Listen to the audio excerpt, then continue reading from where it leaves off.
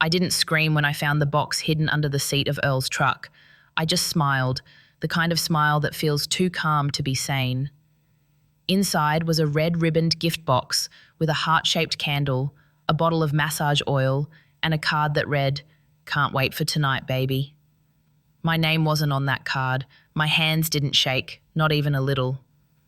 I walked back into my kitchen, mixed up something that looked innocent enough, just a blend of cayenne, menthol oil, and the kind of justice only a betrayed woman can imagine, and poured it right back into that pretty bottle.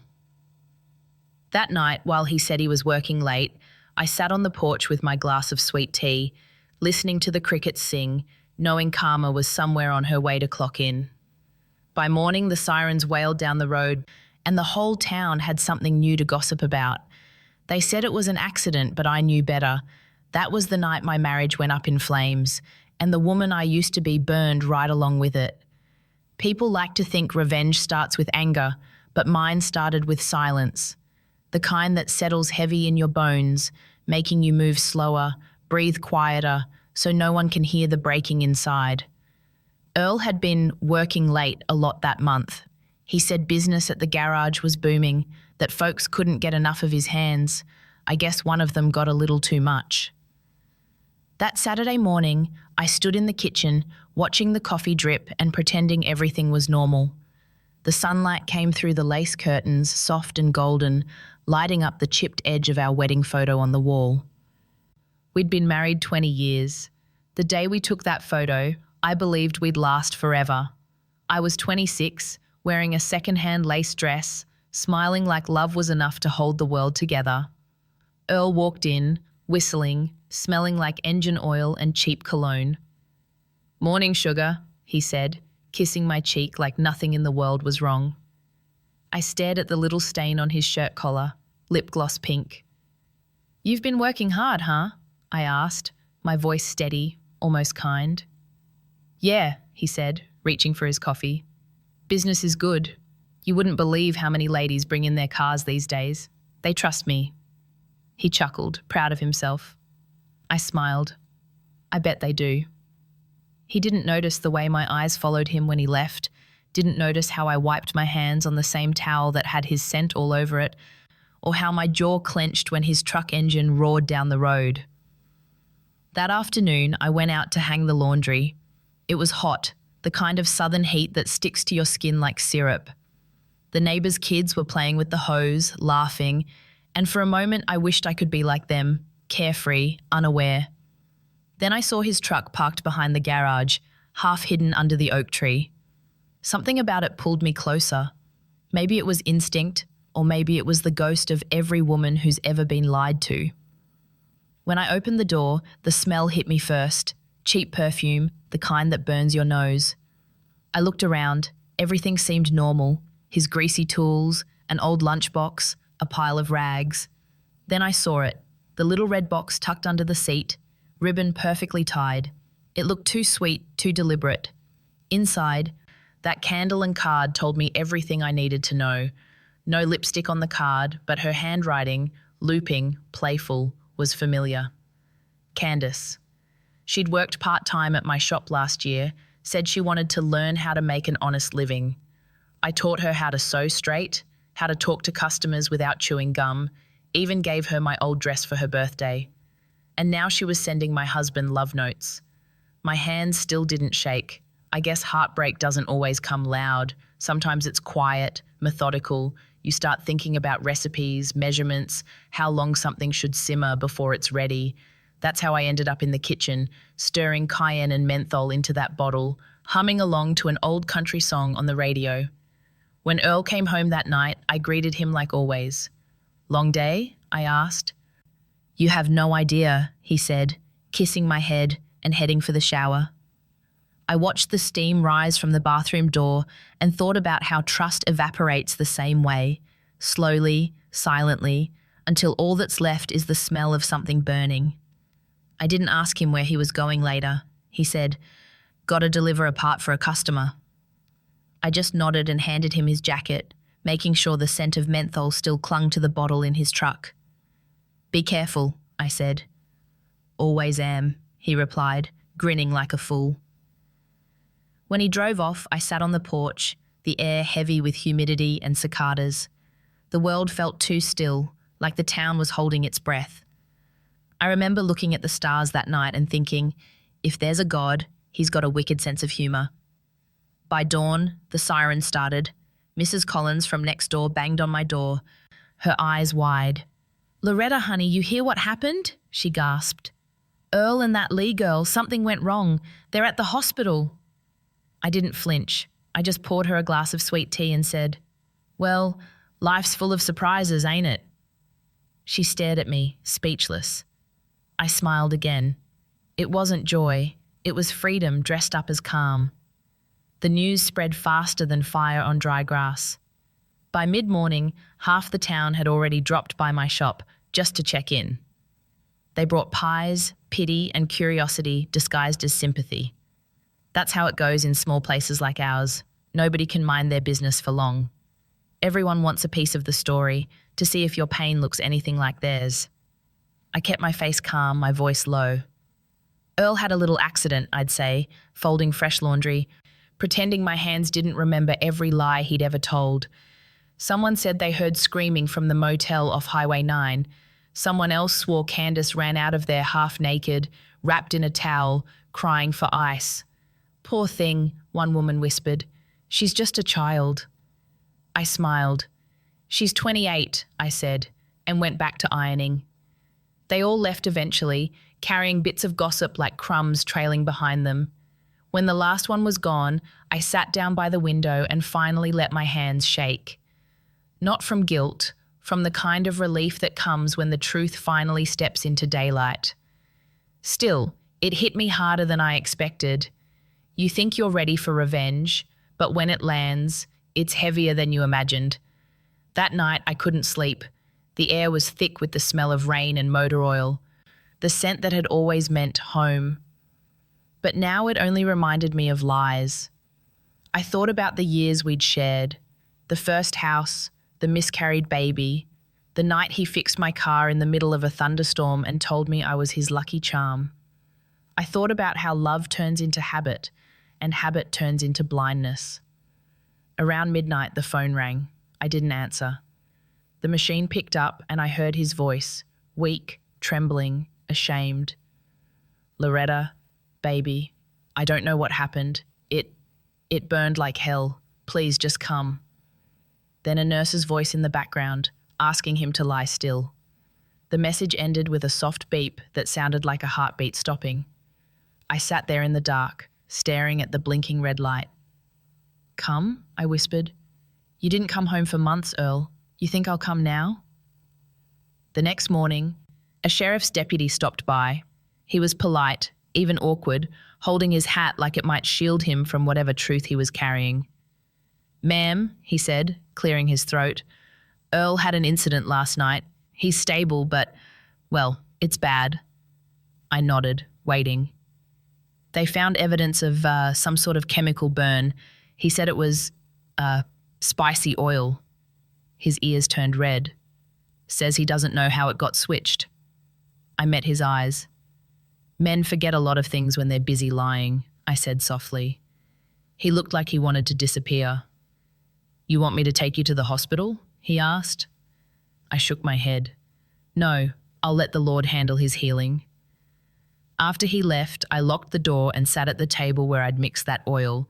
The bowl was still there, a trace of red left on the edge. I picked it up, washed it clean, and watched the water swirl down the drain, carrying away everything I didn't want to feel. For days, the whispers kept coming. In the grocery store, at church, at the gas station, everyone had their version of what happened. Some said Candace seduced a married man and got what she deserved. Others said I'd lost my mind. My favourite was the one where I'd joined a witches' circle and cursed them both with a love spell gone wrong. That one at least gave me a little credit for creativity. Then, one afternoon, the hospital called. "Mrs. Johnson," the nurse said gently, "your husband's asking for you." I almost laughed. Asking for me, like I was still his soft place to land. "Tell him I'm busy," I said. "I got laundry to fold." The truth was, I wasn't ready to see him. I didn't want to look at the face that had smiled at another woman while calling me sugar. I didn't want to hear the same voice that had lied through teeth I used to kiss goodnight. But mostly, I didn't want to feel sorry for him. That night, I walked down to the lake. The moonlight spread over the water like melted silver.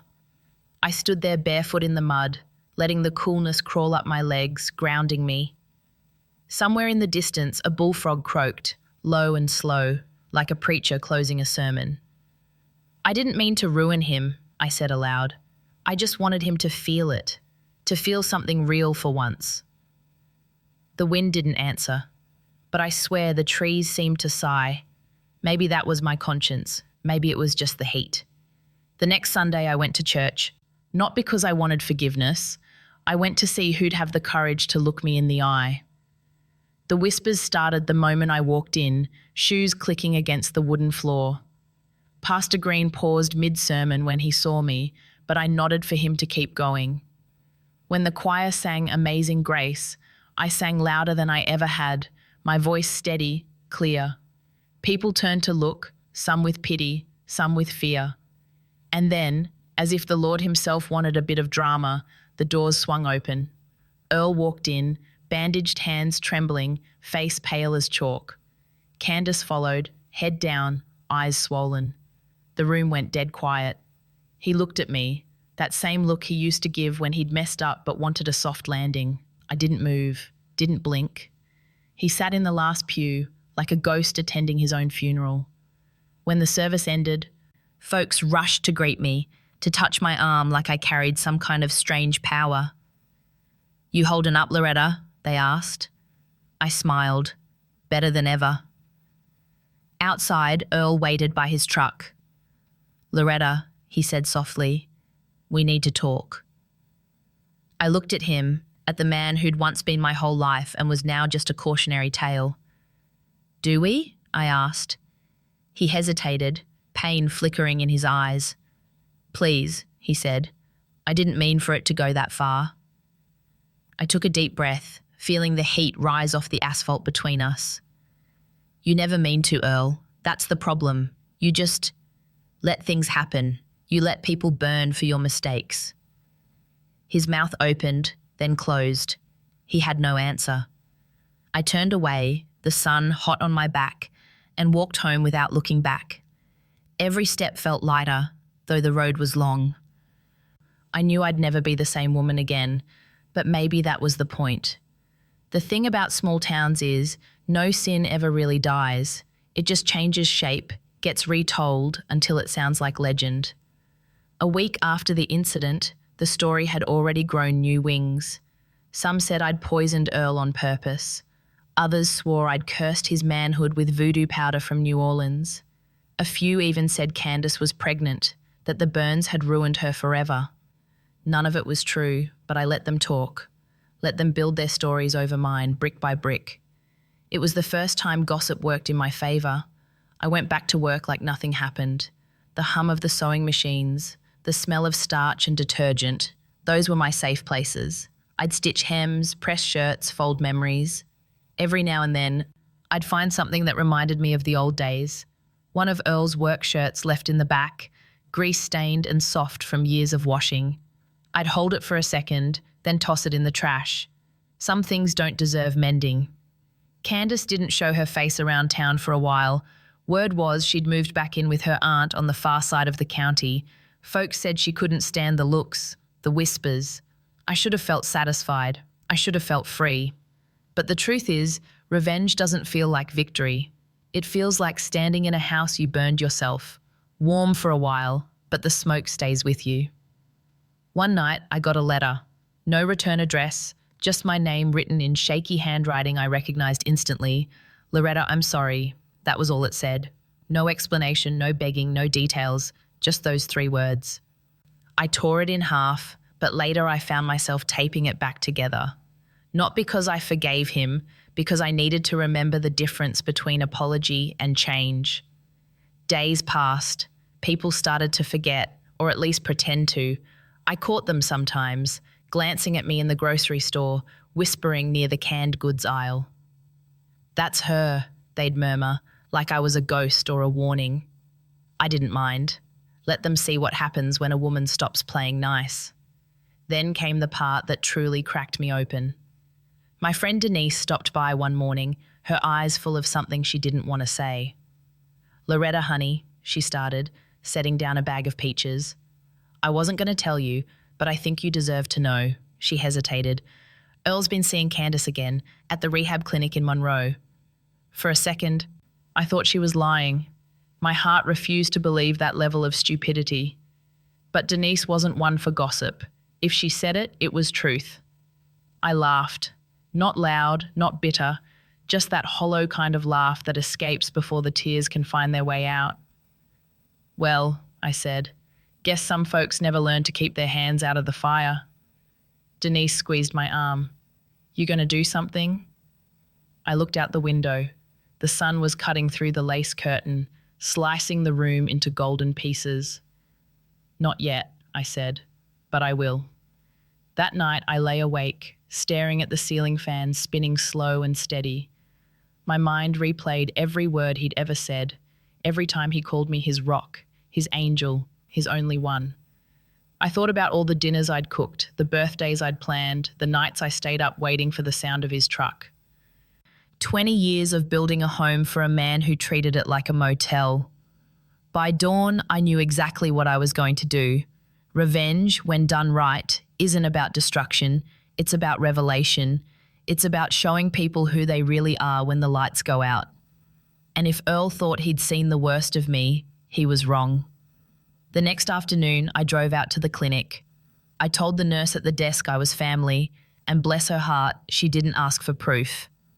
Hospitals smell like a mix of bleach and regret. When I walked into his room, he looked smaller than I remembered. His hands were still bandaged, his face pale, but his eyes lit up when he saw me. "Loretta," he whispered, like saying my name hurt more than the burns. "You came." I set down the basket I'd brought, fruit, magazines, a few cookies wrapped in foil. "Of course I did," I said softly. "You're my husband, ain't you?" He looked relieved. "I knew you wouldn't stay mad forever." Mad. That's what he thought this was, some little storm that would blow over. I smiled, the same way I had the day I found that red box. "How's your recovery?" I asked. He winced. "Slow. They say I'll be fine, but the scars might stay." "Scars have a way of reminding us what we touched," I said. He tried to laugh but ended up coughing. "You always were dramatic." I poured him a glass of water, handed it to him, and sat down. "You still seeing her?" His face froze. "Who?" I leaned in, just a little. "Don't play dumb, Earl. I hear she's been visiting you." He swallowed hard. "She just came by to apologize. It's over, Loretta, I swear." I studied his face, the same man who'd once promised me forever. He looked sincere, like a preacher mid-sermon. But sincerity had lost all meaning to me. I stood up, straightened my skirt, and said quietly, "I didn't come here to fight, Earl. I came to say goodbye." He blinked. "Goodbye? What do you mean?" I leaned closer until our faces were inches apart. "I mean, I'm done being your soft landing. You can keep your lies, your little girl, and your broken pride. I'm taking back my peace."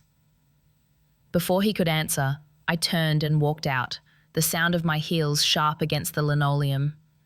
The nurse smiled as I passed, asking, "Everything okay, Mom?" I nodded. Better than ever.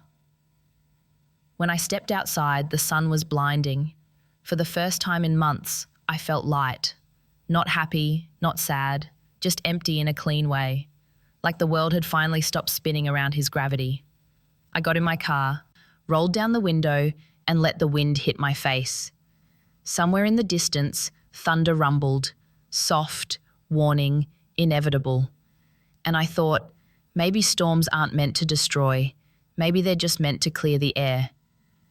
After that day at the clinic, something inside me settled. Not peace exactly, more like stillness after a storm. I stopped replaying the scenes in my head, stopped asking myself what I could have done different. The answer was always the same. I trusted a man who didn't deserve it. And now that debt was paid in full. But small towns don't like still water. They poke, stir, gossip, keep it muddy so it feels alive. I'd walk into the grocery store and the chatter would go quiet. Someone would clear their throat, another would pretend to read the back of a cereal box. It used to sting, now it just made me smile. Let them talk. They needed something to fill their empty hours, and I'd given them the best story in years. 2 weeks later, I got a call from Candace's aunt. Her voice was sharp, tired. "Loretta, she wants to see you." I almost laughed. "What for?" "She says she owes you an apology." That word again. Apology. It's like folks think saying sorry washes the dirt off their hands. But sometimes the stain's in the skin. Still, curiosity's a stubborn thing. So I drove out to that tiny house by the train tracks, the one with the porch sagging like it's given up on holding anything steady. Candace sat outside in a rocking chair, a blanket around her shoulders though it was hot as August sin. She looked small, not just thin, but hollowed out. When she saw me, her eyes filled up fast. "Miss Loretta," she said, voice shaking. "I didn't mean for any of this to happen." I studied her face. The burns had faded some, but the guilt hadn't. "That's the thing about meaning," I said. "It don't change what's done." Tears rolled down her cheeks. "He said he loved me. I believed him. I thought you were the one keeping him trapped." I exhaled, slow. "Baby, you ever wonder why a man badmouths his wife to another woman? It ain't 'cause he's honest. It's 'cause he's rehearsing his next lie." She covered her face, sobbing quiet. For a second, I almost felt sorry for her. Almost. Then I remembered her perfume on his shirt, her lipstick on my husband's collar, and that pity dried up like rain on hot pavement. "I forgive you," I said finally. Her head jerked up, surprised. "Not 'cause you deserve it, 'cause I do." When I left, the air felt lighter. Not clean, but bearable. Sometimes that's all healing is, finding a way to breathe without choking. That night, I sat on the porch again, sweet tea sweating in my hand, the cicadas singing their endless song. I thought about what came next. The truth was, revenge hadn't really given me closure. It had only shown me the cracks that were already there. Earl was just the start. What I needed now wasn't payback, it was freedom. So I started over in small ways, cleared out his things, one box at a time. Sold his tools, donated his clothes, burned the rest. Each flame felt like a line drawn between who I'd been and who I was becoming. Then, one afternoon, I found something I hadn't seen in years. My old sewing machine, the one I'd used before we married. It was tucked in the attic, covered in dust, still working when I pressed the pedal. The sound of the needle clicking through fabric was like a heartbeat returning. That night, an idea came to me. Not revenge this time, but rebirth. I painted a sign and hung it outside the shop. Second stitch, repairs, alterations, and fresh starts. People started coming in again, not just for clothes, for talk, advice, company, women mostly. Some laughed about their husbands, some cried. They brought torn jeans, ripped dresses, and pieces of stories they didn't know how to fix. And somehow, as I mended fabric, their words started stitching something inside me back together. One day, a lady came in with a baby on her hip. She said her husband left last month. "He took the car, the money, even my mama's picture frame," she said, trying to smile. I told her, "Then he took everything that can rust. You keep what can grow." She looked at me like I'd handed her a secret. Maybe I had. I still saw Earl sometimes, driving around town with his bandaged hands, avoiding my eyes. He never stopped by, never tried to win me back. Maybe he finally understood that the quiet woman he'd left behind wasn't waiting at the window anymore. But one Sunday he came to the shop. The bell over the door rang, and there he was, older, slower, wearing guilt like a second skin. "Loretta," he said softly, "you look good." I didn't stop sewing. "That's what healing does," I said. He stood there, shifting his weight. I wanted to say thank you. For what? For not ruining my life completely. I smiled at the irony. You did a fine job of that yourself. He nodded, eyes down. You were right about her. About everything. Maybe next time you'll listen sooner. There won't be a next time, he said. Good, I replied. Then we both learnt something. He looked around the shop, at the women laughing in the back, at the clothes pinned up on mannequins like second chances. You really turned this place into something, he said quietly. Yeah, I said, threading another needle. Turns out I'm good at fixing things that deserve fixing. He tried to smile, failed, then turned to leave. The door closed behind him with a soft chime, and just like that, the ghost was gone. When the last customer left that evening, I locked the door and turned off the lights. For a long time, I stood there in the quiet, surrounded by pieces of fabric, some new, some worn, all stitched back into something worth keeping. And for the first time in years, I didn't feel like the woman who'd been betrayed. I felt like the woman who'd survived it. It started with the church fair. Every year, folks around here set up booths, sell pies, raffle quilts, and pretend we're all one big happy family. I'd signed up for the bake sale, mostly to prove I still belonged. My peach cobbler had won blue ribbons 3 years running, and I wasn't about to give up my crown. The morning was bright, sticky, the kind of heat that makes even the holy sweat. I wore a yellow dress, tied my hair up, and smiled at everyone who dared to whisper. People were polite, too polite the way they get when they're dying to ask questions but scared of the answers. And then he showed up, Earl. Bandaged hands and all, strolling down the row of booths like he owned the place. Candace was right behind him, her face pale, her smile brittle. I swear, the crowd shifted like a tide when they saw them, half pity, half hunger for drama. I kept slicing cobbler, pretending my heart wasn't thudding like a drum. Mrs. Collins elbowed me. You okay, Loretta? She whispered. Fine, I said. Just another Sunday.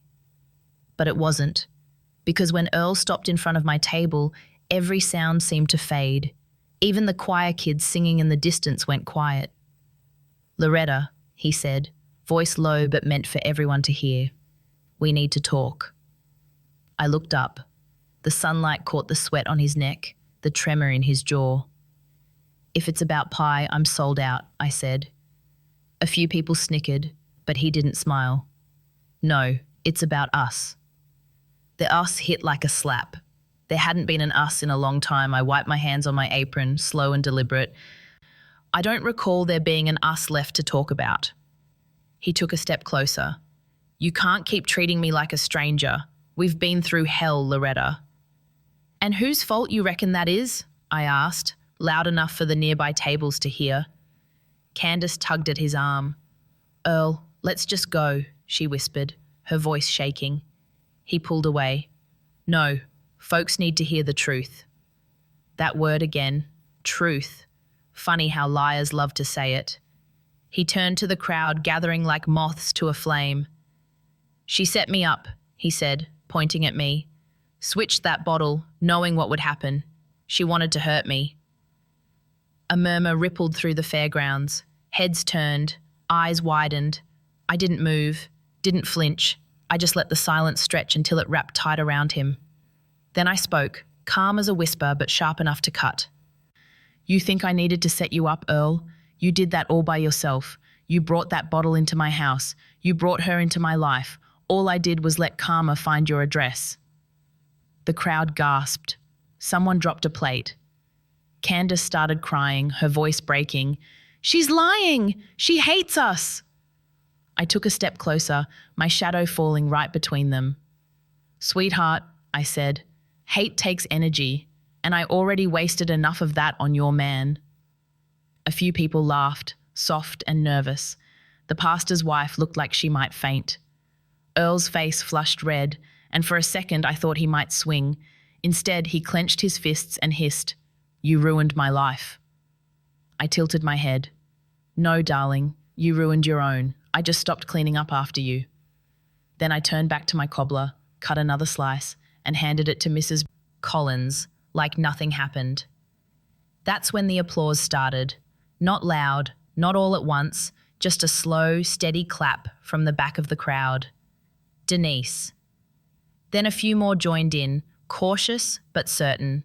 It wasn't for drama, it was for truth finally spoken. Earl stood there, frozen, the sound of it echoing like thunder. Then he grabbed Candace's arm and walked away, head down, the crowd parting like the Red Sea. I exhaled for the first time all day. My hands were shaking, but not from fear, from release. Later that night, I sat on the porch again, watching fireflies blink across the yard. The air smelled like peaches and dust. For the first time in years, I didn't feel invisible. I didn't feel small. I thought about how strange it is, how peace doesn't come when people apologize, but when you finally stop needing them to. That night, I slept without dreams. After the fair, everything changed again. The story spread like wildfire, faster, hotter, hungrier than before. By Monday morning, folks were already calling it the Pie Showdown. Someone filmed the whole thing on their phone, and by nightfall, half the county had watched me serve truth alongside Cobbler. I became a legend I never asked to be. At first, it felt strange walking into town. People waved, smiled too much. Some called me brave, others called me crazy. The men looked nervous, their wives looked proud. Even the pastor gave me a nod that Sunday, though his sermon was about forgiveness, which made the whole congregation smirk. But for every cheer, there was a whisper. For every "you go girl," there was a poor Earl. That's the thing about scandal. It doesn't care who's right, it just feeds on the noise. I tried to stay quiet. I went to work, mended dresses, hemmed pants, and pretended not to hear my name on other people's lips. But at night, the silence in my house got louder. The hum of the fridge, the creak of the floorboards, everything sounded like a reminder that I was alone. Sometimes I'd catch myself setting 2 plates for dinner out of habit. I'd pour sweet tea for him before realizing he wasn't coming home. Then I'd dump it down the sink, watching it swirl away like every promise he ever made. Denise started visiting more often, bringing gossip and laughter like medicine. "You're a star now," she teased one afternoon, fanning herself with a magazine. "Heard they're calling you the cobbler queen of karma down at the diner." I rolled my eyes. "Well, that crown's lighter than marriage ever was." She laughed, but her eyes softened. "You doing okay? Really?" I hesitated. "Most days, yeah. Then some nights hit harder. The quiet gets mean." She nodded. "That's when you start talking to yourself, honey. Or to God. They both listen the same way." Her words stuck with me. That night I sat on the porch again, the sky wide and bruised with sunset. I whispered, "God, if you're listening, I'm not asking for payback anymore. I just want peace that lasts longer than a night." The wind rustled the trees, soft, like a sigh. Maybe it was nothing, maybe it was enough.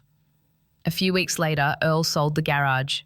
Rumor was he was moving to Texas, starting fresh. People asked if I'd miss him. I said, "You can't miss what never stayed." Still, when I saw the for sale sign come down, something inside me twisted. Not love, just the ghost of what I thought love was. You spend half your life building something with someone, and when it falls apart, the ruins still smell like home. Candace left too, packed up in the middle of the night. Someone said she got a job in Baton Rouge. I hoped it was true. I didn't hate her anymore, not really. She'd been chasing a dream sold to her by a liar. I just wished she'd stopped long enough to ask who was doing the selling. The quiet after they left felt different this time. It wasn't sharp, it was wide. I started filling it with new things. I planted flowers in the front yard, painted the kitchen, bought new curtains that let the morning light spill in like forgiveness. One morning, a young girl came into the shop with a torn prom dress. She was crying, saying she couldn't afford a new one. I fixed it for free. When she put it on and spun around, her smile reminded me of who I used to be before the lies, before the fire. That night, as I locked up the shop, I looked at the sign again, second stitch. For the first time, I understood what I'd really built. It wasn't just a business, it was a refuge for women like me, for anyone who'd been torn apart and needed a place to be made whole again. And maybe, just maybe, that included me. Sometimes I still hear the whispers. Sometimes I still see the pity in people's eyes. But it doesn't cut anymore. It just sounds like background noise in a life that's finally my own. They say what doesn't kill you makes you stronger. That's a lie. What doesn't kill you leaves scars, burns, memories. But strength is what you build after. Stitch by stitch, day by day, until one morning you wake up, look in the mirror, and realize the woman staring back at you doesn't flinch anymore. That morning came for me, and Lord, it felt good. Grief has a strange way of sneaking up on you. It doesn't come when the shouting stops or when the papers are signed. It comes when the house is too quiet, when you open a drawer and find a shirt you forgot to throw away, when you catch yourself laughing at a memory before remembering how it ended. That's when it hits hardest. For weeks after Earl left, I kept hearing his ghost in little things. The squeak of the back door, the pop of the coffee maker, the creak in the floorboard near the hallway. The house didn't know he was gone yet. Maybe I didn't either. I told myself I was fine. I told everyone I was moving on. But moving on isn't a clean walk forward. It's a crawl through the ashes, searching for what didn't burn. Some nights I'd wake up sweating, heart racing, dreaming of the day everything exploded. The smell of that oil, the flash of his face twisted in pain, the sirens. I'd tell myself he deserved it, but deep down, I wondered if that part of me, the part that mixed the bottle, had died too. One evening, I went through the attic, sorting boxes, old photos, wedding invitations, cards signed in his messy handwriting, "Love you, always." I almost threw them all away, but something stopped me. Maybe I needed proof that love existed once, even if it ended ugly. I packed them in a single box, wrote "finished business" on the lid, and shoved it into the darkest corner. The next morning, I walked to the lake. The air was thick, heavy with summer. I took off my shoes and stepped into the water, let it swallow my feet. "I forgive you," I said, to no one and everyone. The wind rippled across the surface, and for a second I imagined it carried the words somewhere they could be heard. That night, Denise came by with fried chicken and gossip, like she always did. "You heard about Earl?" she asked between bites. "He's out in Texas, got himself a new shop, and rumor is he's drinking again." I nodded, chewing slow. Some lessons don't stick the first time. She studied me. "You still think about him?" I took a sip of sweet tea. "Sometimes, not the man he was, the man I thought he could be." She smiled sadly. "That's the one that hurts the most." After she left, I sat alone in the dark, listening to the crickets sing. I thought about all the women who'd walked into my shop with stories just like mine. Different faces, same ache. The world might change, but heartbreak doesn't. It just finds new names to wear. Then one day, something shifted. A woman I didn't know came into the shop, early 30s, nervous, holding a dress too small for her. "It was my wedding dress," she said. "Didn't fit anymore. I was hoping you could, I don't know, make it something else." I ran my hand over the fabric, ivory satin, frayed at the seams. "What do you want it to be?" She hesitated. "A jacket, maybe, something I can wear without crying." So I worked on it for hours, cut it apart, reshaped it, stitched it into something new. When she came to pick it up, she cried. "It's beautiful," she whispered. "I thought it was ruined." I smiled. Nothing's ever truly ruined. Sometimes it just needs a different purpose. After she left, I realized I'd been talking about more than a dress. That night, I pulled out my journal for the first time in years. I wrote down everything I hadn't said out loud, every lie, every heartbreak, every ounce of regret. Then, at the bottom of the page, I wrote one sentence: "I'm still here." It felt like a declaration, small but powerful. The next morning, I woke to rain. Not the violent kind, just a steady, cleansing drizzle. The town looked softer under it. The flowers leaned but didn't break. I stepped outside, let the rain hit my face, and laughed, quietly, to myself. For once, it didn't feel like the world was ending. It felt like it was beginning again. Sometimes people ask me if I'd do it differently, if I'd just walked away instead of lighting the match. I tell them the truth. Maybe, but back then, pain was the only language I knew how to speak loud enough for him to hear. Now I speak softer. But I still speak. And maybe that's what healing really is. Not forgetting, not forgiving too soon, but learning to tell your story without shaking. The hardest part wasn't losing him. It was losing the version of me who thought love alone could fix everything. The woman who made excuses, who folded pain into silence and called it patience. She died the night the sirens came. And maybe that's what it took for the real me to crawl out. But grief lingers in strange corners. You think you've swept it all away, then you open a drawer and there it is, waiting. It shows up in songs, in smells, in memories you didn't invite. One evening, I was closing the shop when an old song came on the radio, one Earl used to hum when he worked under the hood of his truck. For a second, it pulled me back. The smell of motor oil, the heat of summer, the sound of his laughter echoing across the yard. I turned the radio off. Some ghosts don't deserve a soundtrack. Later that week, I got a letter in the mail. No return address, just my name written careful and small. Inside was a photo, me and Earl, taken years ago at the county fair. We were standing by the Ferris wheel, cotton candy in my hand, his arm around my shoulders. On the back, he'd written, "I'm sorry for every way I broke you."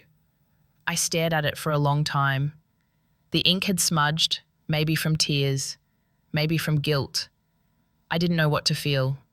Anger, sadness, relief.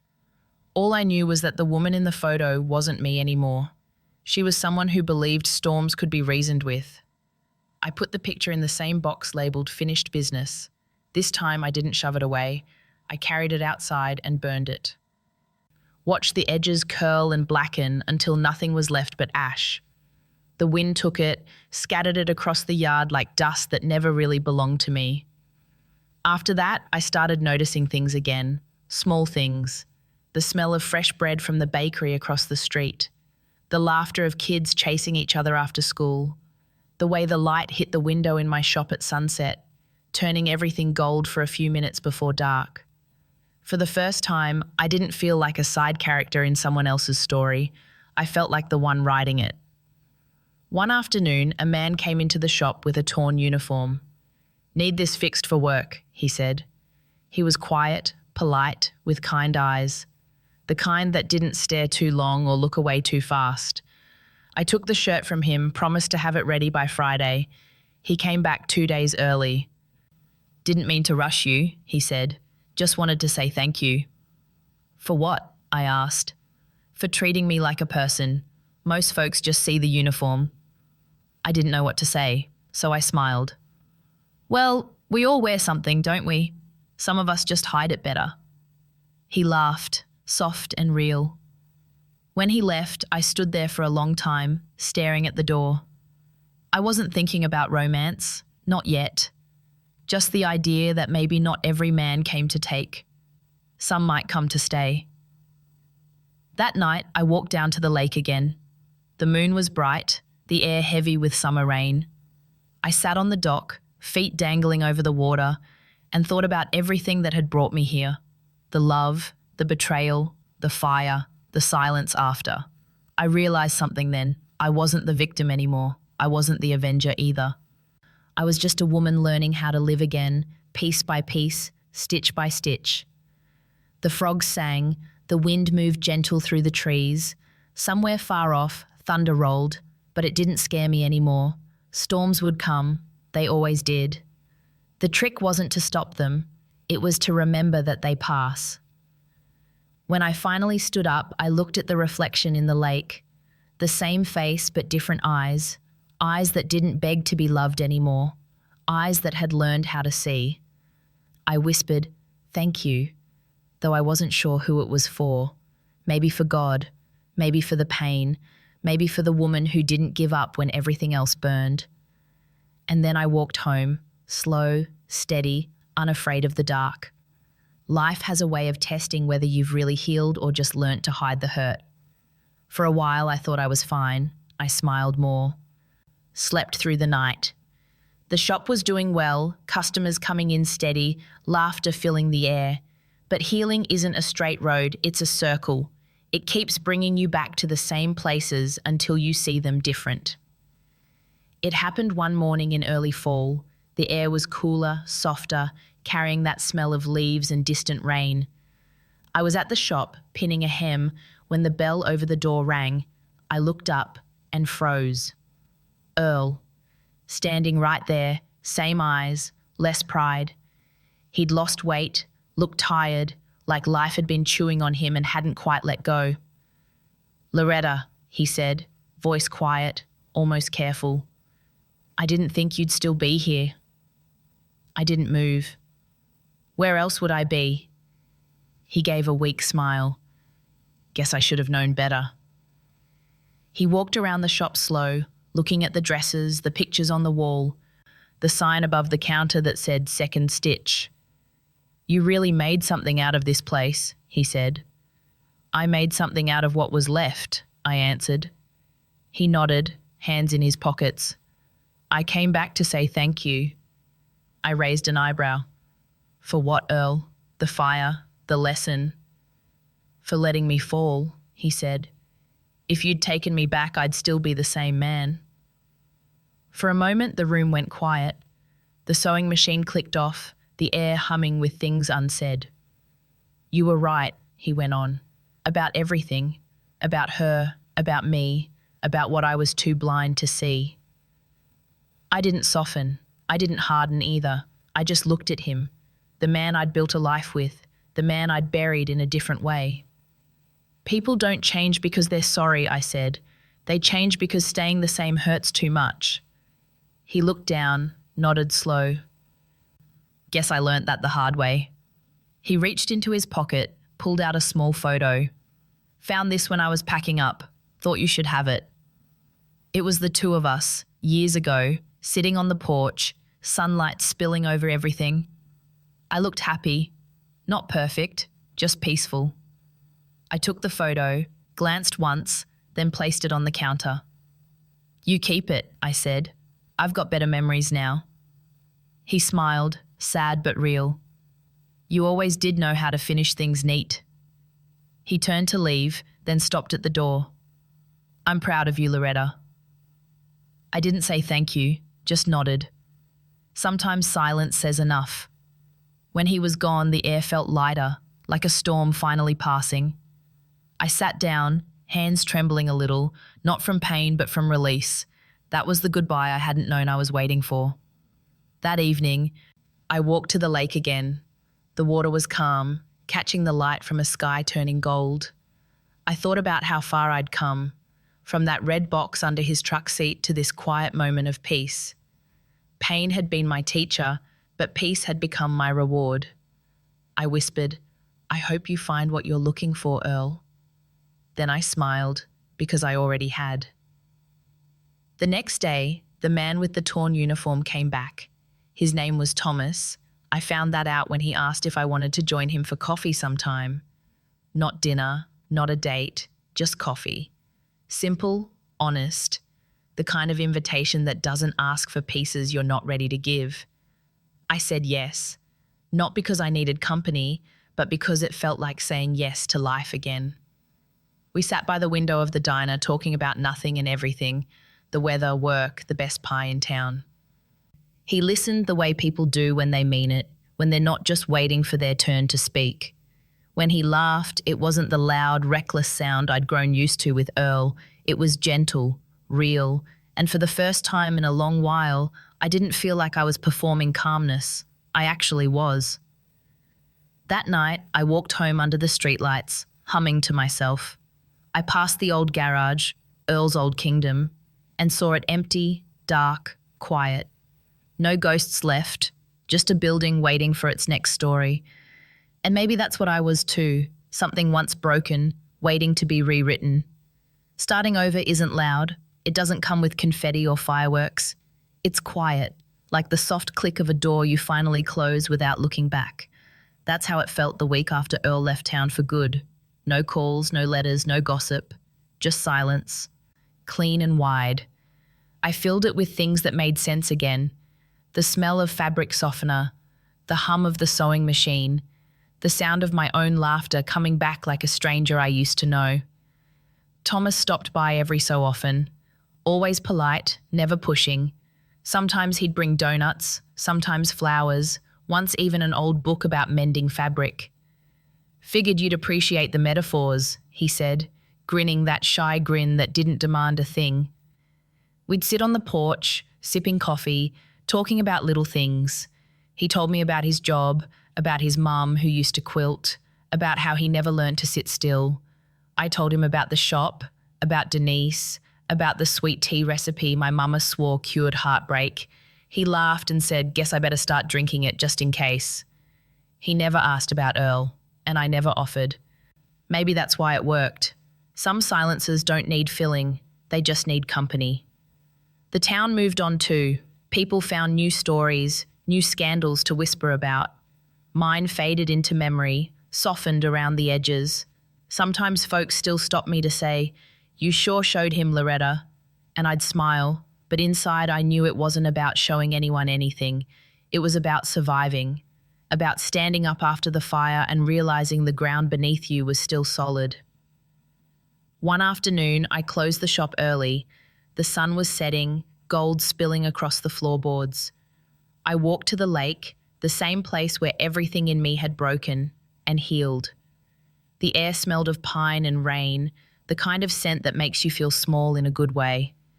I sat down on the dock, feet in the water, ripples spreading out like time itself. For years, I'd measured my life by what I'd lost: love, trust, the version of me that believed forever was real. But sitting there, I realized I'd been gaining too. Strength, clarity, a kind of peace that didn't need permission. I thought about all the women who'd walked through my shop doors carrying stories stitched together with pain. Some left crying, some left laughing, but they all left a little lighter. Maybe that was my purpose all along, to turn what broke me into something that could hold others. When I stood up to leave, I caught my reflection in the water. I looked older, sure, but not worn. The kind of older that comes from surviving, not just aging. On the way home, I passed the diner. Through the window, I saw Thomas sitting in his usual booth, reading the paper, a cup of coffee in front of him. He saw me, smiled, waved. I hesitated for a second, then walked in. "Didn't expect to see you here," he said. "Didn't expect to come," I replied, sliding into the seat across from him. The waitress poured me a cup without asking. I liked that, familiar kindness. Thomas folded the paper. "How's the day been?" "Peaceful," I said. "Uneventful, perfect." He smiled, and we sat there for a while, not saying much. Outside, the sky turned from gold to indigo, and the neon sign buzzed softly above us. It wasn't romance. It wasn't some grand new beginning. It was something simpler, steady, gentle, alive. When I walked home that night, the air was cool and sweet. I thought about how strange it is, how life rebuilds itself when you stop trying to control the shape. How love, real love, doesn't demand or burn, it just stays. At home, I turned off the lights, opened the window, and let the breeze fill the room. The cicadas sang, same as always. And for the first time in years, I didn't feel haunted by the past. I just felt here. People like to say revenge is sweet. They're wrong. Revenge is temporary. What's sweet is peace. And baby, peace tastes a lot like freedom. Peace doesn't announce itself. It just shows up one morning, quiet and steady, like an old friend you didn't realize you'd been waiting for. That's how it felt a few months later, life finally soft around the edges again. The shop was busy, the town calm, and my heart, it didn't ache anymore. Not the way it used to. It just beat, steady and simple, doing what it was meant to do. I still thought about Earl sometimes, but not with anger. More like remembering a dream that used to feel real. I heard he remarried out in Texas. Good for him, I guess. We'd both found ways to keep going, just in different directions. I didn't wish him well or ill, I just didn't wish at all. That kind of freedom feels almost holy. Thomas and I became friends, not the kind that rush into things, but the quiet kind that builds slow, one conversation at a time. Some evenings we'd sit on my porch with lemonade, watching the sun sink into the pines. He'd tell me stories from his work, and I'd tell him stories from the shop. Sometimes we didn't talk at all. Sometimes silence says everything words can't. One night he asked, "You ever think about leaving this town?" I smiled. I used to, but every time I try to picture myself somewhere else, I still end up right here. Guess home's not a place you find, it's a place you make. He nodded, quiet for a moment. That's a good way to look at it. The wind rustled through the trees, carrying that faint smell of rain. Somewhere in the distance, a dog barked, and for a second it all felt like the world had exhaled. The next day, a young girl came into the shop, barely 20, eyes swollen from crying. She held out a ripped dress, shaking hands clutching the fabric. "He left me," she said I wasn't enough. I took the dress gently. "Honey, the only thing you're not enough for is someone who doesn't know what enough looks like." She looked up, surprised, and smiled through the tears. "Can you fix it?" "I can try," I said. "But you gotta promise me something. You won't wait on him to say sorry before you start living again." She nodded, and just like that, I saw a younger version of myself standing there, begging someone to tell her it wasn't the end. I realized I'd become the woman I needed back then, the one who stays calm in the fire and still finds beauty in the ashes. Later, when the shop emptied out, I stood by the window watching the sun hit the glass jars of buttons and thread. All those tiny pieces, waiting to hold something together. That's what life is, really, finding the strength to keep stitching even when everything falls apart. That night, I sat by the lake again, same spot, same water. The moon reflected clear and whole, like it was never broken. I thought about everything that had happened, the lies, the fire, the heartbreak, and instead of pain, I felt gratitude. Because every piece of it, every scar, every tear had led me right here. I whispered into the stillness, "I'm okay now." And this time I meant it. I used to think stories like mine ended with revenge. The woman gets even, the man gets burned, the credits roll. But real life doesn't work that way. Real life keeps going. The days stretch out, the wounds fade slow, and one morning you realize the story didn't end at all. It just changed chapters. Now, when people ask how I got through it, I tell them the truth. I didn't, not all at once. Some days I was strong, some days I was a ghost, some days I laughed like nothing happened, then cried before bed for reasons I couldn't name. Healing isn't pretty, it's not a sunrise, it's a slow climb in the dark, one breath at a time. I still keep that box marked finished business in the corner of the closet. Not because I need it, but because it reminds me of everything I survived. The ashes, the noise, the lies, all of it. Sometimes I open it just to prove to myself that it no longer hurts. Thomas still visits. He helps around the shop, fixes what I can't reach, never asks for more than I can give. Once, when a thread snapped while I was sewing, he said, "Funny how it always breaks right before the stitch holds." I looked at him, smiled, and said, "Guess that's how life works too."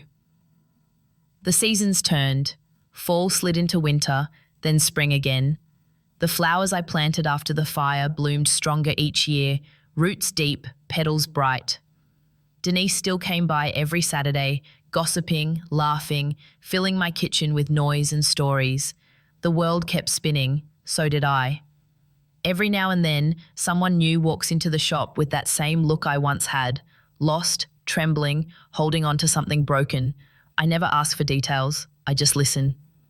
Sometimes I mend what they bring, sometimes I just hand them a cup of tea and let them sit a while. Because that's the thing no one tells you about pain. It doesn't vanish, it transforms. It becomes a thread running through everything that follows, holding you together in places no one else can see. One evening, I was closing up when the lights flickered and the last bit of sunlight fell across the counter. I stopped for a moment just to take it in. The golden quiet, the hum of the world slowing down, the feeling that somehow everything was exactly where it was meant to be. I thought about the woman I used to be, the one who smiled too easily, who mistook patience for strength, who stayed too long in a love that didn't stay back. I wanted to tell her it's okay, that the fire wouldn't destroy her, it would forge her. So if you're listening to this, wondering if you'll ever stop hurting, let me tell you what I've learned. You will. Maybe not today, maybe not tomorrow, but one day you'll wake up, look around, and realize the pain has turned into something else. Wisdom maybe, or just a kind of quiet that doesn't scare you anymore. And when that day comes, don't rush it. Sit with it, breathe it in. That's peace, that's yours. Because sometimes the sweetest revenge isn't watching them fall. It's standing tall in the life they swore you'd never build. They say time heals all wounds, but that's not true. Time just teaches you how to live around them. The ache never disappears. It just softens, like an old scar that only hurts when it rains. And that's enough. A year passed before I realized I'd stopped counting days since it all happened. The shop was busier than ever. Folks came from neighbouring towns, not just for mending clothes, but to sit, to talk, to breathe in a space that didn't judge them. Somewhere along the way, Second Stitch became more than a business. It became a haven. One Saturday morning, a woman about my age walked in, nervous, clutching a man's jacket. "He passed last month," she said softly. "I thought I'd never touch his things again, but I can't seem to let this go." I nodded. "Let's see what we can do." We worked together, side by side, trimming, patching, reshaping the jacket into something new. When she tried it on, her hands trembled. "It feels lighter," she said, almost whispering. "Grief always does," I told her. "Eventually." When she left, I sat at the sewing table a long while, looking at the empty chair where she'd been. I thought about how pain connects people in quiet ways, how the same thread that once bound me to sorrow now bound me to others through compassion. Later that day, Thomas stopped by. He was holding 2 cups of coffee and a newspaper folded under his arm. "They wrote about you," he said, handing me the paper. There it was, an article in the local section, "Second Stitch, the little shop that heals more than clothes." I laughed, shaking my head. "They make it sound fancier than it is," he smiled. "Maybe they got it right." We sat outside, sipping coffee, the breeze warm against our faces. The street was quiet except for the distant hum of cars and a wind chime from the neighbour's porch. "You ever regret what happened?" he asked finally. I looked at him thinking. "No," I said, "not anymore. Every mistake, every heartbreak, it led me here. And here is enough." He nodded, eyes soft. "You're something, Loretta." I laughed. Took me a long time to believe that. We didn't say much after that. We didn't have to. The peace between us was full, not empty. That evening, I closed up the shop, turned off the lights, and stood by the door for a moment, letting the quiet settle in. The sign outside swayed gently in the wind. Second Stitch, letters faded a little but still standing, just like me. As I walked home, the sky was turning that deep blue between day and night, the kind of colour that feels like forgiveness. I thought about everything this town had seen, my fire, my fall, my rise, and how life has a way of circling back, softer each time. By the time I reached my porch, the crickets were singing, and I could smell rain on the wind. I sat down, let the darkness wrap around me, and whispered, "I made it." Not out of pride, not for anyone to hear, just a truth between me and the night. If you'd told me years ago that I'd end up here, alone but peaceful, running a little shop that smells like soap and lavender, I would have laughed. Back then, I thought peace was something you had to earn from someone else. Now I know it's something you grow for yourself. Sometimes I still drive past the old garage. The sign's gone, the lot's empty, weeds pushing through the cracks. It doesn't hurt to look anymore. It just reminds me how everything changes, even the things you thought would last forever. That's not tragedy, that's life. Thomas still stops by every Sunday. Sometimes he brings a pie, sometimes a joke, sometimes just a quiet presence. He never tries to fix me, never asks about what's behind me. He just sits beside me, steady as sunlight. And I've learnt that love, real love, doesn't demand proof. It just shows up and stays. Every now and then, new faces walk into second stitch, each carrying something broken. And every time I see a little bit of my old self in them. The fear, the doubt, the ache to be whole again. I don't give advice unless they ask. I just listen. Because sometimes that's all a person needs, to be heard without being fixed. The other day, a teenage girl came in holding a denim jacket with patches all over it. "It's a mess," she said, embarrassed. "I tried fixing it myself." I smiled. "That's what makes it special. You tried." She laughed, and I realized how much of healing starts right there, with trying, even when it's messy. At night, when I lock up the shop, I run my hand over the counter, over the worn places where hundreds of stories have passed through. I think about how each one left a mark, a thread, a reminder that we're all just trying to stitch our lives back together in some way. Sometimes I sit on the porch and talk out loud, like I'm speaking to the woman I used to be. I tell her, "You did good. You survived the fire. You built something beautiful out of the ashes." And I imagine she's smiling back, finally at rest. If you're hearing this and your heart's cracked wide open, if you're sitting somewhere wondering how you'll ever feel whole again, listen to me. You don't have to be the same person you were before the hurt. You just have to keep moving, one small step at a time. Don't rush it. Don't hate yourself for breaking.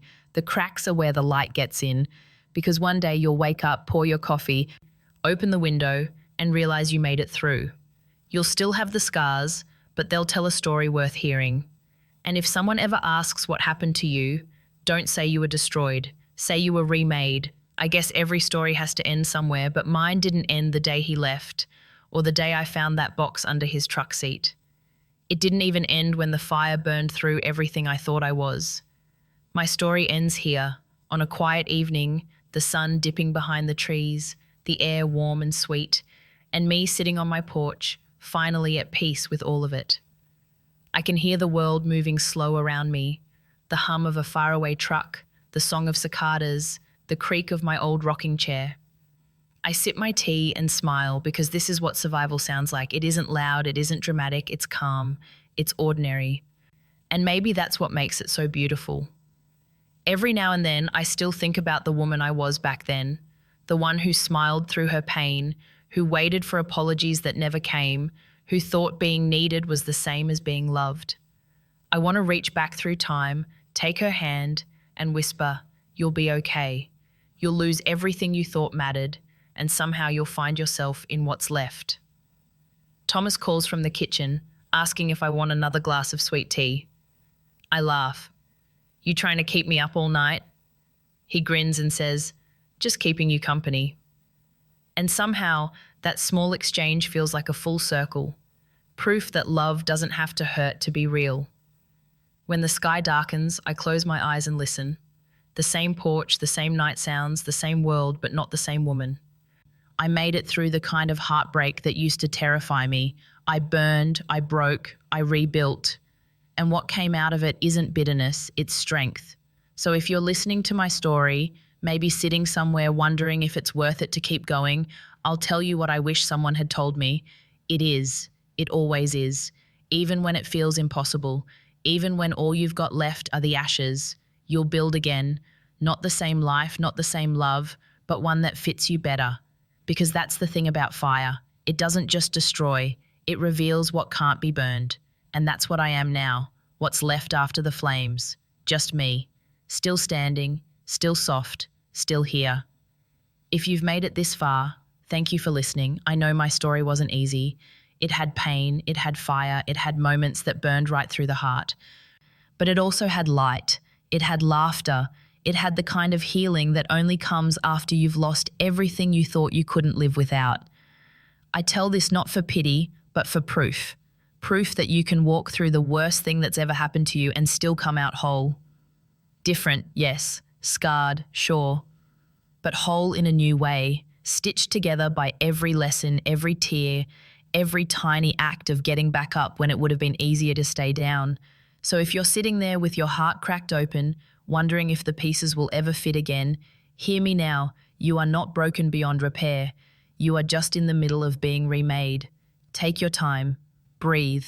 Let the world be quiet for a while.